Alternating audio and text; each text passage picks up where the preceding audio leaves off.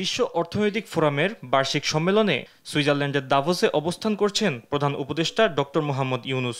সম্মেলনের তৃতীয় দিনে বিশ্ব নেতাদের সঙ্গে বিভিন্ন বৈঠকে অংশগ্রহণের মাধ্যমে ব্যস্ত সময় পার করছেন প্রধান উপদেষ্টা।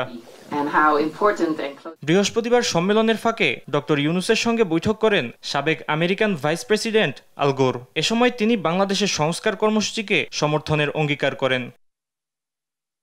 বৈঠকে আলোচনা করেন জুলাইয়ের অভ্যুত্থান, জলবায়ু পরিবর্তন এবং কিভাবে বৈশ্বিক উষ্ণতার প্রভাব প্রশমিত করা যায় তা নিয়ে। এছাড়াও অন্তর্বর্তী সরকার কর্তৃক গৃহীত সংস্কার উদ্যোগ এবং নির্বাচন ও ভূরাজনৈতিক বিষয় নিয়েও আলোচনা করেন প্রধান উপদেষ্টা।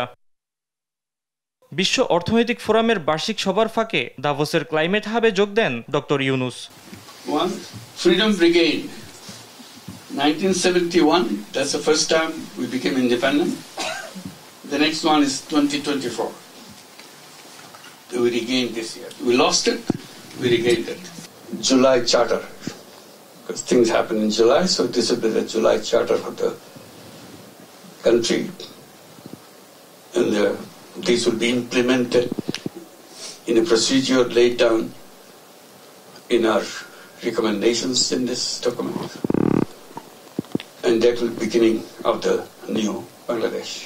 এছাড়াও সম্মেলনের সাইডলাইনে বিশ্বব্যাংকের ব্যবস্থাপনা পরিচালক আনা বিয়ার্ডের সঙ্গে সাক্ষাৎ করেন প্রধান উপদেষ্টা। ফাহিম ইউসুফ, দেশ টিভি, ঢাকা।